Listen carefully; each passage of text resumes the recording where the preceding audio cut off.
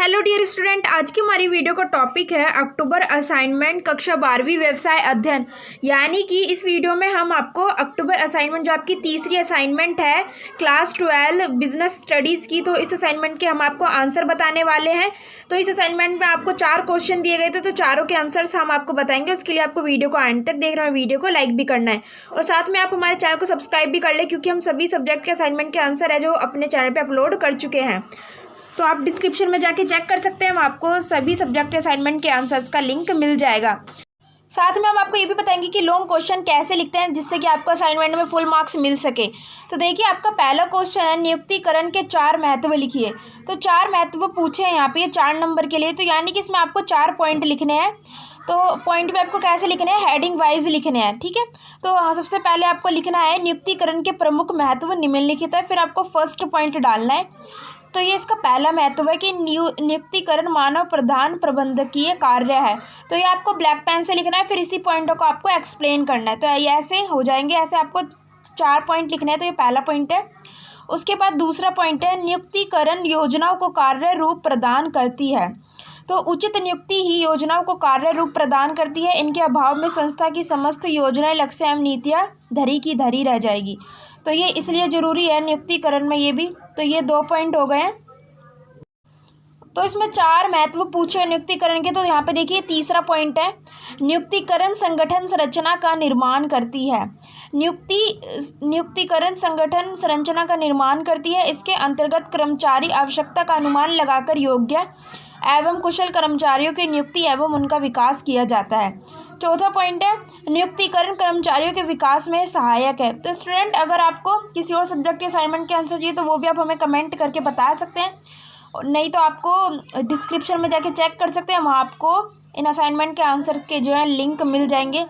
और अगर आप इस जो असाइनमेंट की आंसर इनका PDF चाहते हो तो उसका लिंक भी आपको डिस्क्रिप्शन में मिल जाएगा, या फिर आप गूगल पे सर्च भी कर सकते हैं physicshindy.com के नाम से। तो उनकी वेबसाइट पे आपको इनके जो है PDF मिल जाएंगे, तो वहाँ जाके आप आसानी से डाउनलोड कर सकते हैं। 8 400 400 400। तो फ्रेंड्स याद कर लीजिए, ये नंबर चाहे आपका क्वेश्चंस मैथ से रिलेटेड हो, फिजिक्स केमिस्ट्री बायोलॉजी से रिलेटेड हो, आपके हर डाउट हर क्वेश्चन का मिलेगा वीडियो सॉल्यूशन, वो भी सीधा आपके व्हाट्सएप नंबर पे। बस अपने फ़ोन नंबर में आपको 8 400 400 400 नंबर जो ऐड करना है, उसके बाद अपने क्वेश्चन की फ़ोटो खींचनी है, उसे क्रॉप करना है और उसका आपको वीडियो सॉल्यूशन मिल जाएगा 5 सेकंड के अंदर।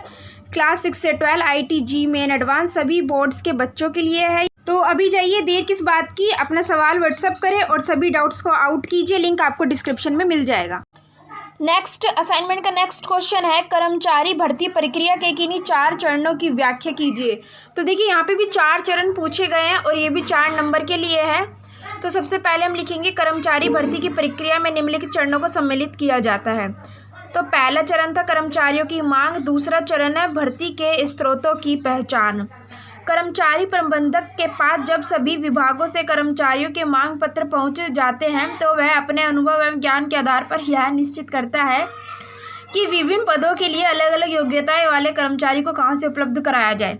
तो ये सेकंड पॉइंट है। तो ऐसे ही हम 4 पॉइंट लिखेंगे, 4 चरण, ठीक है।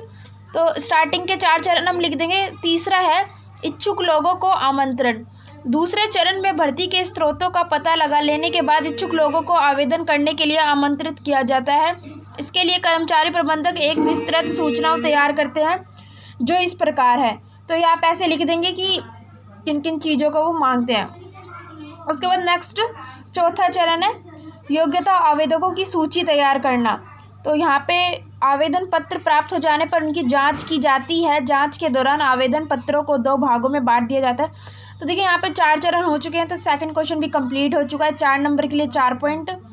उसके बाद नेक्स्ट क्वेश्चन आ जाता है। तो ये नेक्स्ट क्वेश्चन है क्वेश्चन नंबर 3। तो ये आपका 6 नंबर के लिए है। संगठन की प्रक्रिया के 6 चरण लिखिए। तो देखिए 6 चरण लिखने हैं यहाँ पे। तो सबसे पहले जब भी लॉन्ग क्वेश्चन होते हैं तो उनको सीधे ऐसे ही स्टार्ट नहीं करते। तो यहाँ पे संगठन की प्रक्रिया के बारे में पूछा है। तो सबसे पहले हम संगठन का अर्थ लिख देंगे। तो सबसे पहले आपको हेडिंग डालनी है संगठन का अर्थ, और यहाँ पे ये 2-3 लाइन का जो अर्थ है ये लिख देंगे आप। ये लिखने के बाद फिर आप इसकी प्रक्रिया लिखना शुरू करेंगे। तो सबसे पहला है जो प्रक्रिया का पॉइंट वो है उद्देश्यों का निर्धारण। तो आपको यही लिखना है। संगठनात्मक प्रक्रिया में पहला कदम संगठनात्मक लक्ष्यों और उद्देश्यों को निर्धारित करना है। उसके बाद सेकंड जो प्रक्रिया का जो चरण है वो है गतिविधियों का निर्धारण। उसके बाद आपको ऐसे ही हेडिंग वाइज ये आंसर लिखने हैं।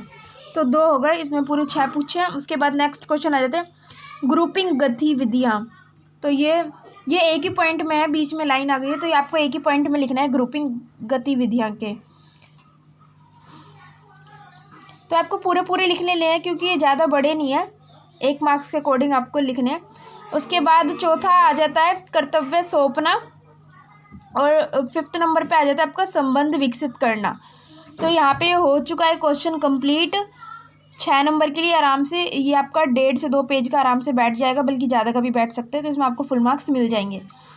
उसके बाद नेक्स्ट क्वेश्चन आ जाता है औपचारिक और अनौपचारिक संगठन में कोई 6 अंतर लिखिए। तो देखिए यहाँ पे 6 अंतर पूछे हैं, तो इसको जब भी आपसे डिफरेंस पूछा जाता है, चाहे आप एग्ज़ाम में लिख रहे हो आंसर को या फिर असाइनमेंट में, तो डिफरेंस को हमेशा लाइन खींच के लिखा जाता है। तो 6 पूछे तो हम यहाँ पे 6 पॉइंट बनाएंगे। तो पहले लिखेंगे औपचारिक संगठन, साइड में अनौपचारिक संगठन। तो यहाँ पे ऐसे पॉइंट डाल के आपको लिख देना है। तो पहले में तो इनका अर्थ आ जाएगा कि औपचारिक संगठन क्या होता है और अनौपचारिक संगठन क्या होता है। दूसरे में औपचारिक रूप से शीर्ष प्रबंधन द्वारा औपचारिक संगठन बनाया जाता है, यानी कि किसके द्वारा ये बनाए जाते हैं।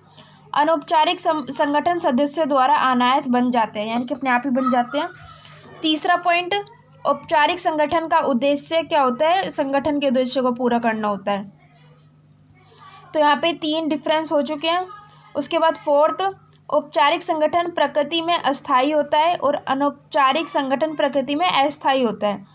5th पॉइंट है आपका औपचारिक संगठन आधिकारिक संचार का अनुसरण करता है और अनौपचारिक संगठन के विपरीत संचार किसी भी दिशा में बहता है। तो यहाँ पे 5-5 पॉइंट हो चुके हैं। उन्होंने 6 नंबर के लिए पूछा है, तो कोई 6 अंतर बताएं, तो छठा भी हम आपको बता देते हैं। औपचारिक संगठन में प्रत्येक सदस्य द्वारा नियमों और विनियमों का पालन किया जाना चाहिए, यहाँ पे किया भी आएगा बीच में। अनौपचारिक संचार के विपरीत मानदंड मूल्य और विश्वास है जो एक नियंत्रण तंत्र के रूप में काम करते हैं। तो यहाँ के देखिए ये क्वेश्चन भी आपका कंप्लीट हो चुका है। तो 4 क्वेश्चन आपके दिए गए थे, चारों के आंसर्स हमने आपको बता दिए। अगर आपको ये वीडियो अच्छी लगी हो तो वीडियो को लाइक करें, चैनल को सब्सक्राइब करें ऐसी ही और वीडियोज़ के लिए। और जो असाइनमेंट के आंसर्स हैं हिंदी इंग्लिश सभी के लिंक आपको डिस्क्रिप्शन में मिल जाएंगे, तो आप वहाँ जाके चेक कर सकते हैं या फिर कमेंट भी कर सकते हैं, हम आपको वीडियो का लिंक दे देंगे। अगर आपको किसी क्वेश्चन में कुछ भी समझ में नहीं आ रहा है, कुछ भी डाउट है, तो वो भी आप हमें कमेंट करके बता सकते हैं। Thanks for watching.